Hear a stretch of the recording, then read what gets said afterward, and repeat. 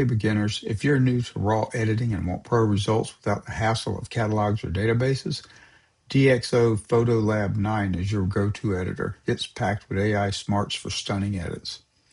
Here is what you will learn in this video. Setup without catalogs, auto corrections, default processing, and key tools like Smart Lighting, ClearView, and DeepPRIME. After watching this tutorial, you will be able to quickly edit your images with pro results. One of the first things you want to do after installing it is set up a few things. If you go to File, or not File, but the menu up there, DxO PhotoLab 9 menu on a Mac, go to Settings. And then you've got a bunch of tabs here. The only one we're concerned with right now is the General tab. The rest of them, the defaults are okay. You don't really have to change anything. On the default, though, you want it to automatically check for updates on startup. That should be the default. You want to automatically show the DxO module download window, which is going to show you where it's getting the optical and geometry modules for the camera and lenses. And then right here, auto apply presets for raw and RGB images. You probably want to have it set for DxO style natural. You have a lot of options, so you can go through and depending on what you install that's a third party and stuff, you may have other options here, but just the just natural style is a very good base preset to put on your images. And then when you're doing the compare, you want to have this set to no corrections without geometry. You can do it with or without geometry. I do it without. And that's pretty much it. Then close it. And now we're ready to start. So when you're looking at raw images, a good analogy for that is baking a cake. A JPEG is the cake already made. You can't really change the ingredients at that point. Whereas a raw image is the cake, just the ingredients, and you still have some assembly to do. So that's why you want to shoot in RAW. It gives you all the data you can possibly have in the image, so you can make corrections and changes later. So like if you don't like the color balance, you can change it at a later date when you decide to go back and re-edit the image. So if we look at this image on the screen, right now that's got the changes already made from when we opened it up. And the cool thing about this is there's no catalogs. Unlike other photo editors, PhotoLab 9 has no catalog system, no ingesting photos into a database. It works like your file explorer, which is something you should already be very familiar with. So right here, we've gone, we got a bunch of folders here on an external drive. And we're going to go down to 2014, the Netherlands, and a D7100 folder. Okay, so right now we're in the photo library module of this. And this is just where we go and select images. And we can just select through like this and just pass through the images. All right, so we're back to the first one here. Now what we're going to do is we're going to go over, well, before we do that, we'll just do the compare real quick. So up here, it's in compare mode. You have several options. Right now we got, we set this automatically in the settings, so it will automatically do it without geometry. That's the default. And then when you select this button right here, it gives you a full screen image. And then right here, you got to drop down with 4 options. Side by side, left and right, side by side, top, bottom, split view, left, right, and split view, top, bottom. So right now we're just going to go down to split view, left, right. And what it does is it puts this line down the middle with a little grab handle here. And you have this side, the right side is all the corrections that were made automatically by DxO. And then on the left side is no corrections with no geometry changes. So this is literally how it came out of the camera. And then you can just grab this and slide it. So that is with no corrections. And that's with the default corrections. So you see it makes a big difference, and you didn't have to change anything. All right, so Let's go back to the full view without the comparison. And I think what we'll do next is we'll kind of drop into the automatic camera and lens corrections. So normally when you load an image, if you don't have the module for it, it pops up a dialog box and says, do you want to install it? And you just click yes. All right, so if we jump up here to DxO modules and we manage it, and right now I got just show the installed DxO modules. Okay, so right now in this demo, we've got these modules installed.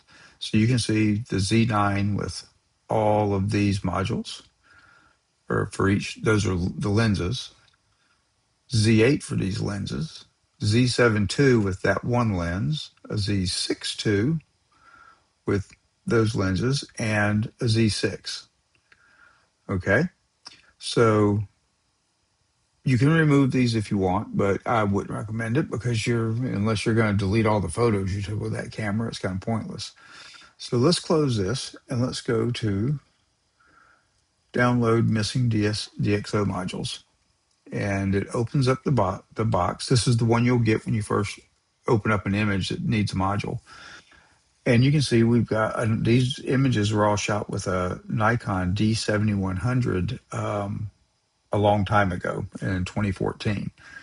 So I picked this folder because it had raw images from a long time ago on older cameras and lenses. So we'll download all of these. Just hit the download all button, and it doesn't take long at all.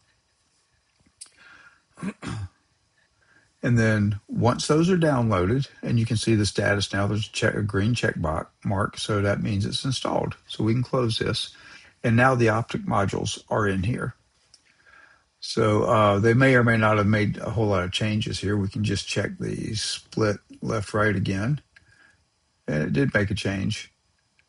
You can see how it changed the optics. See how the picture appears to be moving as we move the line over? It's correcting the optics on that particular lens. All right, so we'll go back to full view now. There's about 80,000 camera and lens combos that are in DxO 9, and so every lens and camera that you could possibly have is going to be covered. All right, so let's talk about the default processing now. By default, it does not go over the top. It's very conservative. It just makes the basic corrections it needs to give you a nice looking image, the way that your camera would have probably done it if it was making a JPEG. But it still gives you the leeway to make all of these changes if you want.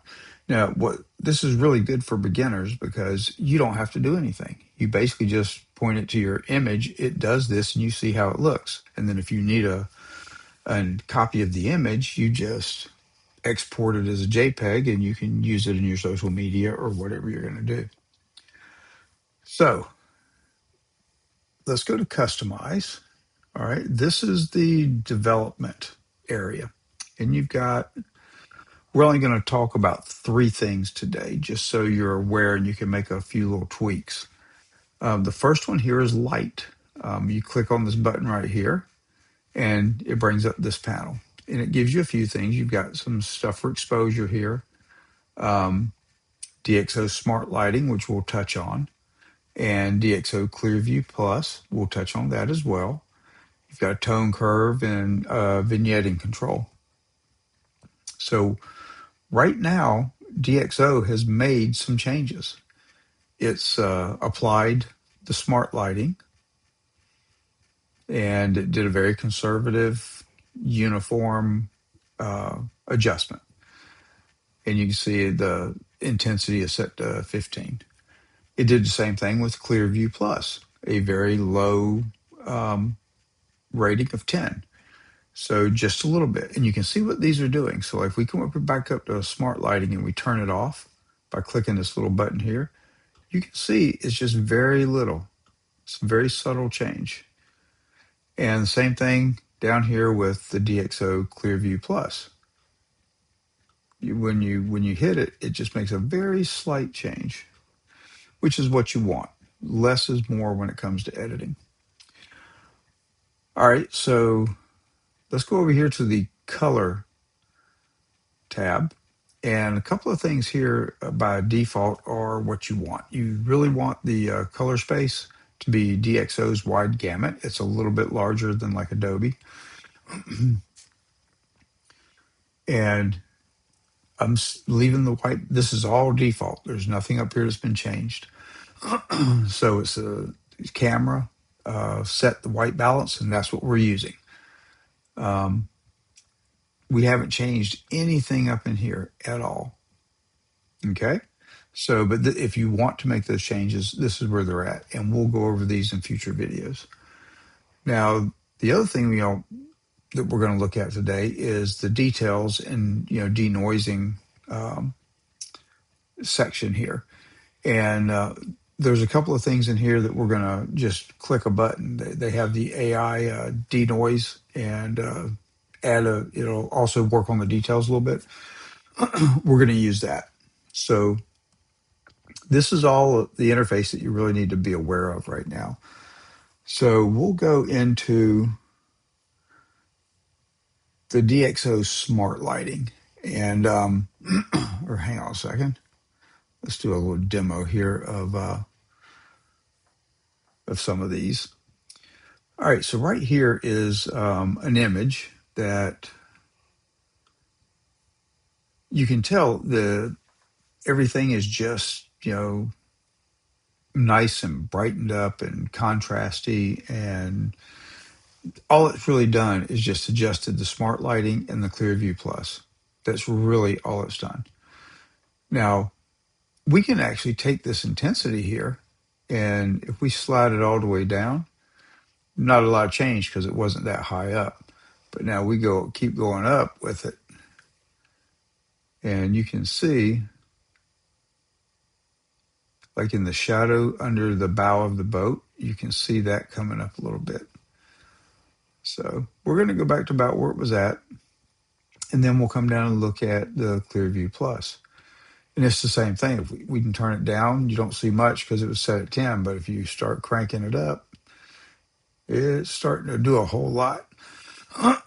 This is like the haze slider in Lightroom or some of the other products. So it was set to 10 right there, but you could go up to 43 and it makes a pretty big difference at that point. And when you turn it on and off, you can see the changes. We'll just drop it back down to where it was at. It was at 10. All right, and then there's also some other sliders here. We're not going to go over them right now, but we'll hit them in later videos. All right, so you've also got the, let's see here. Here's another image. Now this one, if we go to our side-by-side comparison, let's go here, side-by-side, left, right.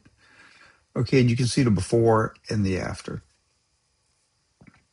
And this one's kind of overcast, not real punchy as far as the colors and the contrast goes. But just by adding the ClearView Plus, I mean, it makes a little bit of a difference. Same thing when you do the smart lighting. And those two added together is all the difference in the world. All right, so let's go to another image here. All right, so we're going to look at this image right here. Now, smart lighting is basically an AI-powered tool that balances exposure by brightening shadows and pulling down or taming the highlights without flattening the image.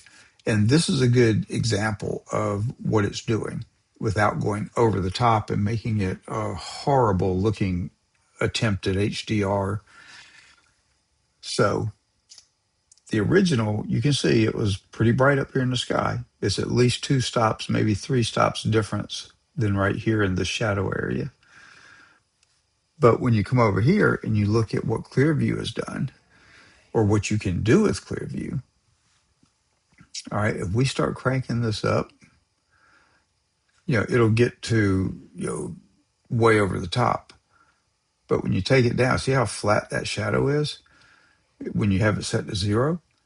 If you just start bringing it up a little bit and get it to where you like it, where the color is right and it doesn't look over the top. And you're getting a lot more detail in the shadow areas, in the storefronts. The shadow on the road here, the sidewalk, looks a lot better. There's a lot more detail in there. But just that simple little slider does that. And this is doing more than just, mid-range contrast. But pretty easy. All right, so what's next on the agenda?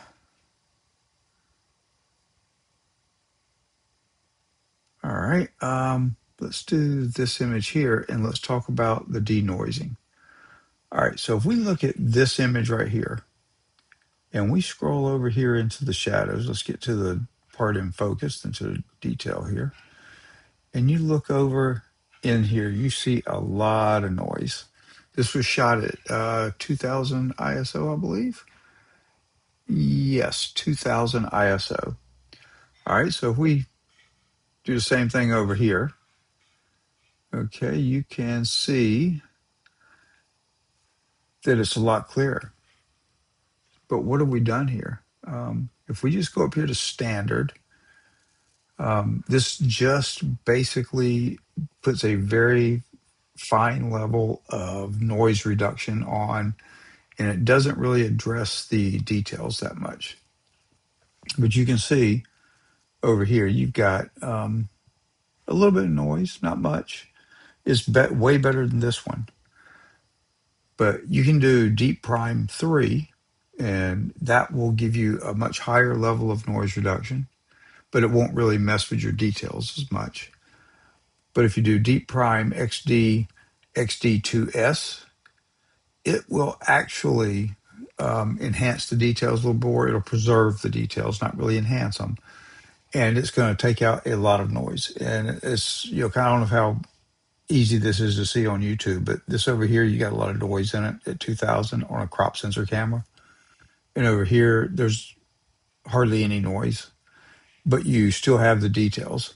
And about the only difference you're seeing here is the tonal changes that were done by the program putting on a very conservative edit to the image. And so here you get, it's a little more warm, looks a little, to me it looks a little better, but to you, you may like something a little less, orangey here and earthy, which you could easily tame it back to this if you like. But that's that's basically what the noise reduction, the DeepPRIME, is doing. There's also, if you're a Fuji shooter, there's one here for Fuji primes, which solves the issue you have with all the other programs just totally screwing up the processing of your raw images. All right, so let's go look at one more image. Let's get that fixed. All right, so what do we got? There's one more here we're going to do. Yeah, this one we're just going to kind of walk through what we've done. This is, let's see what I think the ISO, yeah, it's pretty low. It's 400, so there's not a lot of noise in it. But if we put this side by side, and you can see the difference here. And the only things that we're going to do here is I'm just going to go back and we're going to kind of walk side by side, with the images side by side so we can see what we're doing here. All right, so with uniform or DxO Smart Lighting, okay, we've had it on uniform before, and you can set slight, medium, strong, custom. You can go in and make changes.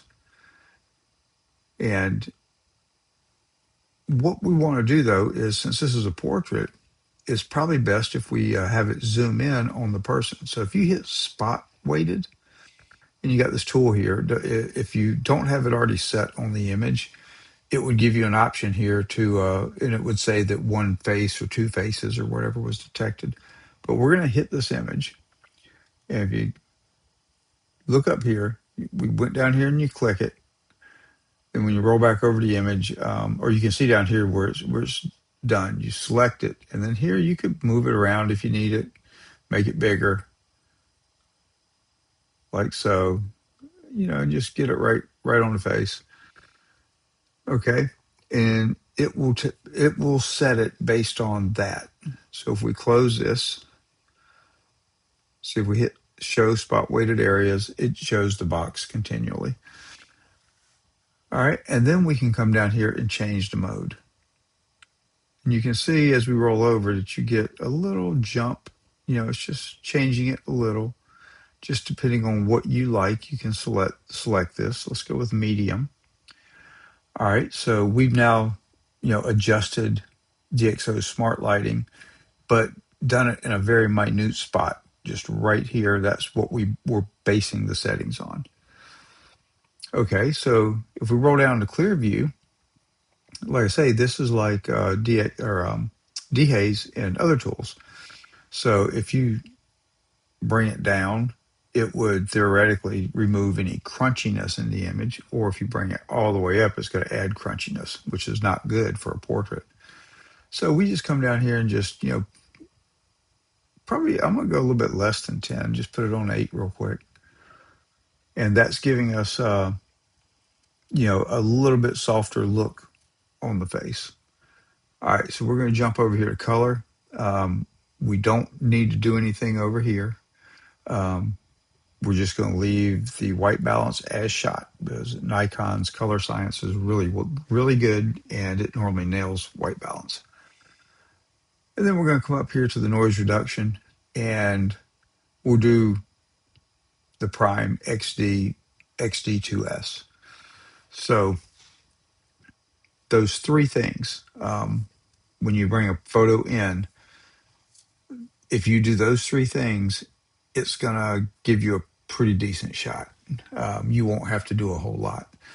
And let's just, one more just to be, let's look at maybe this one right here. Okay. And if we go up here and we look at side by side, what ISO is this? Is ISO 500. All right. And you can see there's not a lot of difference between them, but there is a difference. You can see it. And if we go over here, it's got the standard noise reduction, which is probably more than enough. Let's look and want some of this shadow area down here. All right, so we got, you can see the difference in the buildings and stuff and the lighting as far as the exposure goes. But I think the leaving it on standard is probably good, but you could just go down here if you want to go, a little bit better. Just hit the XD2S and let it make its changes. And we can go back and it looks like it might have added a little more detail in it, or preserved the details. Yeah, definitely. So, that's all there is to it.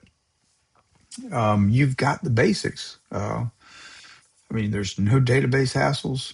You got automatic fixes and very powerful yet very simple tools. Let me know how your first edits go. Put it in the comments and tell me if you like this program or not. They have a free trial, like a 30-day trial, I believe it is. And subscribe and like, and I'll be putting up some more tutorials on DxO 9. That's the next thing I'm going through. And thanks for watching.